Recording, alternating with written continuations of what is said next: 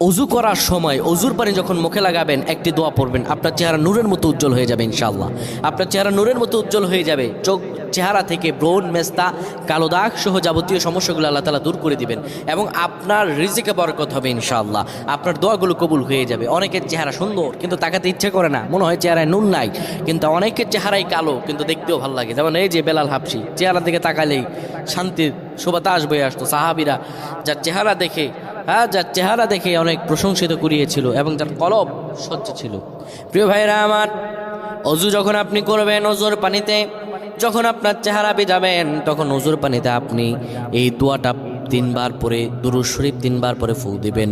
দোয়াটি হলো আল্লাহু নূরুস সামাওয়াতি ওয়াল আরদ, আল্লাহু নূরুস সামাওয়াতি ওয়াল আরদ। পানিগুলো নিয়ে সেই পানির মধ্যে আপনি ফু দিয়ে চেহারার মধ্যে লাগাবেন। আমার আল্লাহ রাব্বুল আলামিন